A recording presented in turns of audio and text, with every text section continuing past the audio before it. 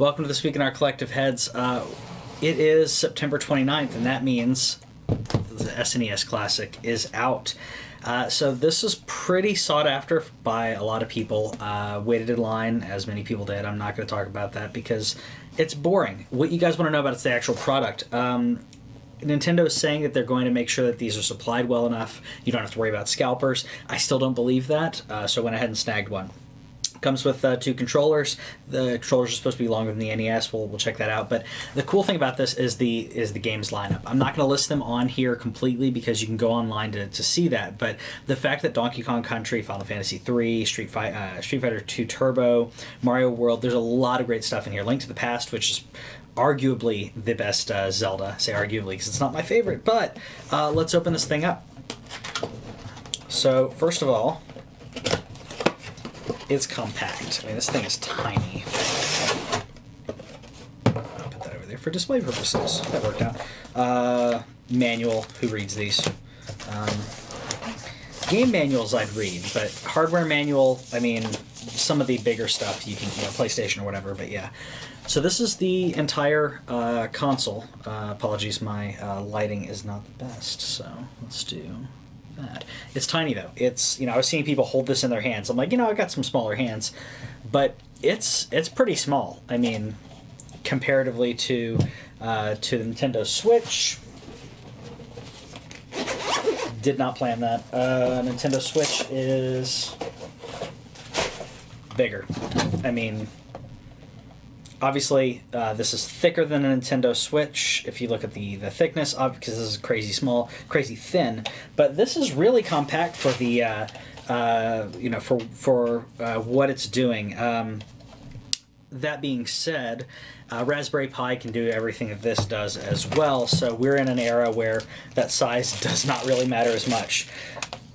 So you've got a USB. Oh, okay. So USB, looks like 2.0 for charging. Not bad. I mean, so this is basically your power supply. I'm curious if you can just run this straight up USB, because a lot of people have that connector near their consoles. So here's one of the controllers. Apologies for the sound on this as I open it up.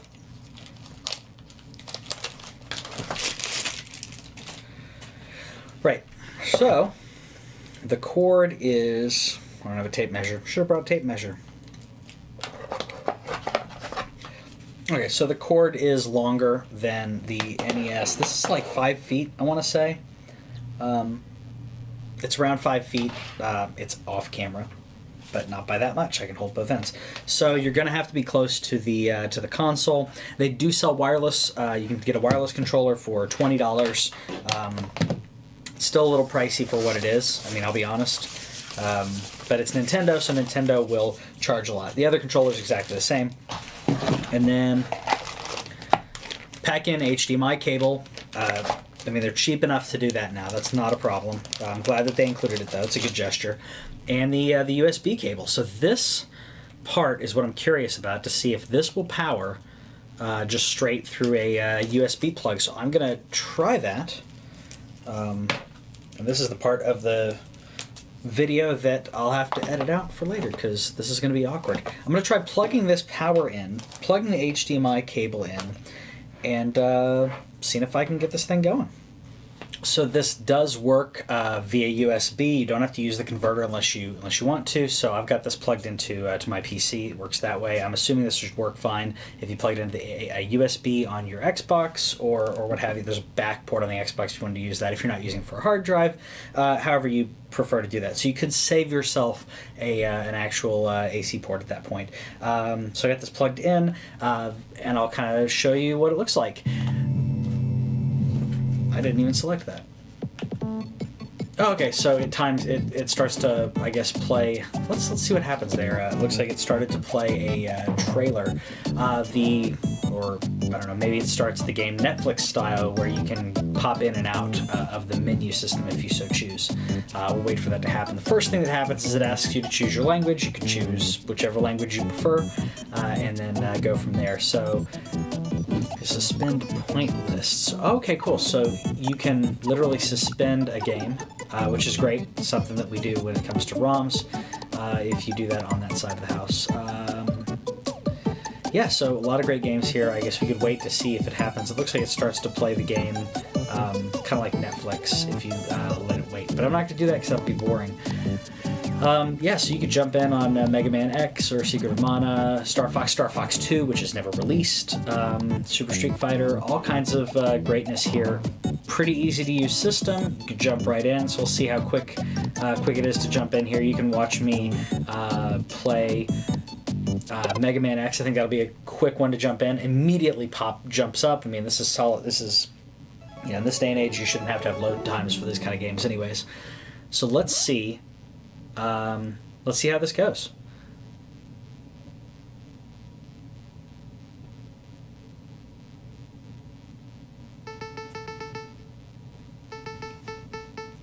You can watch me horribly play Mega Man X. Great game. I've not played Mega Man in forever, though.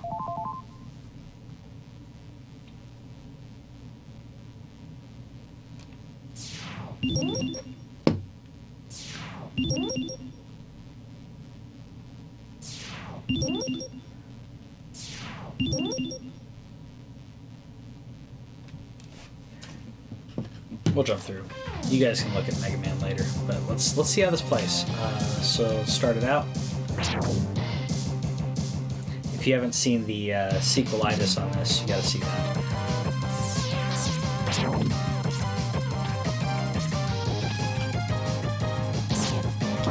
Yep. Like I said, laugh at my inability to play these kind of games. I'm not bad. I'm just not great.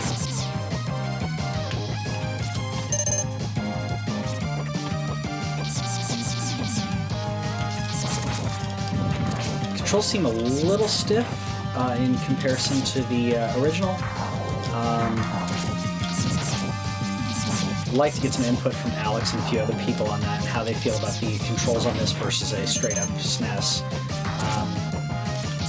Man, it even clips out the video of your character. Like, I mean, this is a very good port. It's basically the ROM. But it runs pretty smooth. Like I said, the controls are a little stiff. I think that maybe my memory. I'd like to see some comparisons of this, like from the original to this, and see someone who is really good at this game play the game. Because, like I said, I'm not great at it. I didn't play this game until I was in college. So. There we go.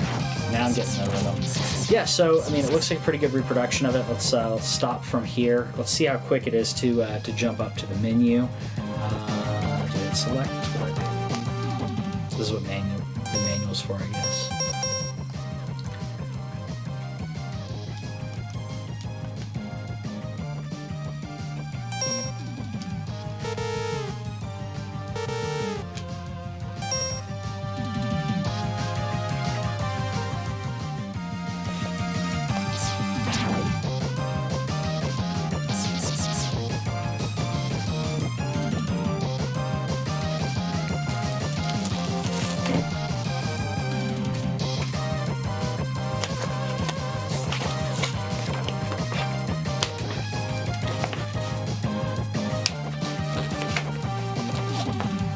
Instructions show you how to plug it in. It does not show you how to go back.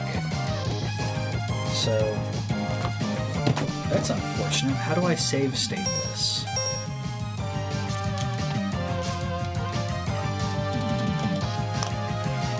If you hit the reset button, it will save the game.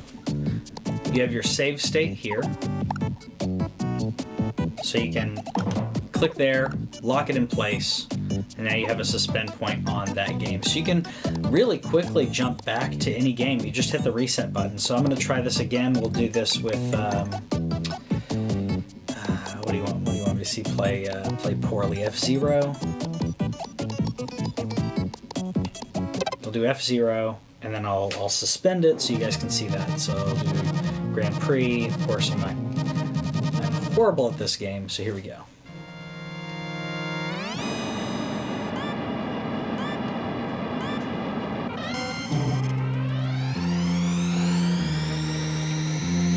say they missed the boost off the jump, so we'll see how this goes.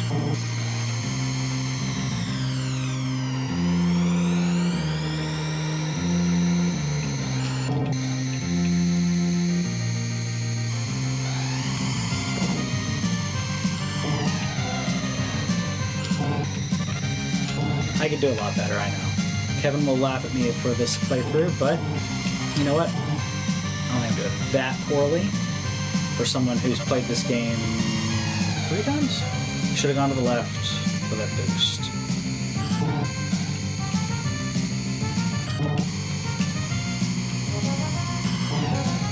There we go.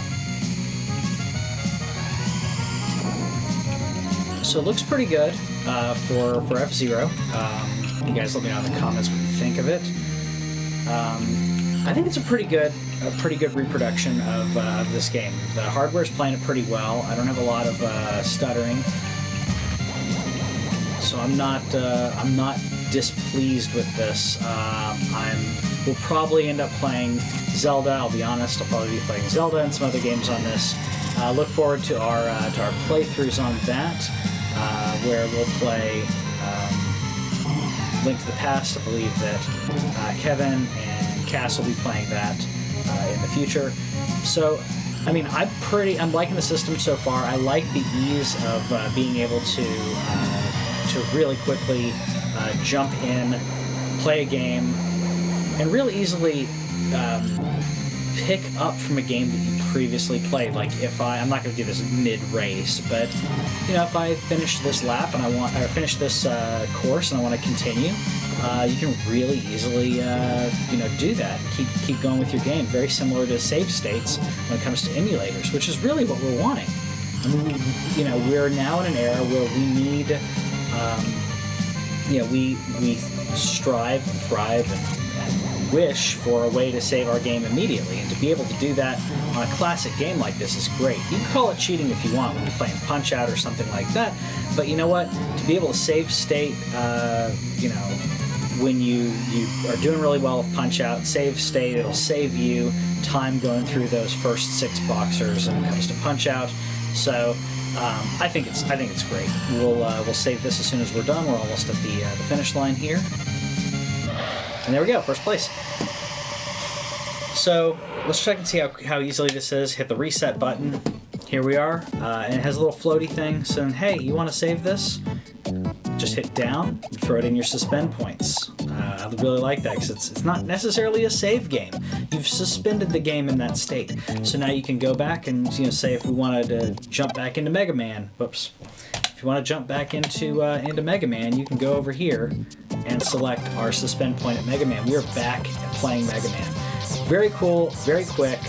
I'm loving it. I think that a lot of people are going to really enjoy this. I think that a lot of people, I'm hoping that it'll get more younger gamers to play it, because it is so easy, it's so quick to be able to jump into these classic games, that I'm really hoping that a lot of the younger crowd that didn't get to play these gets to play it, because these are great games. And I want that next generation to be able to play this, and especially this game. This is just great. Great teaching moments in this game to teach you how to jump back up and down, blah blah blah. Great stuff. So if you guys have a SNES Classic, let me know in the comments. Let me know what you think of it. Let me know. Do you think that it lived up to the hype? Do you think it's worth the $80 price tag, $79? I think it is, but arguably, if you're more tech savvy, you could do a RetroPie for cheaper, but that's not legal. So, aside from illegal ways to do this, do you think this is worth it? Do you think it's worth it in the long run for a person who wants to play a retro game to play with the SNES Classic? Do you think that's a viable way to play these games? I certainly do. Let me know in the comments what you think, and we'll see you later.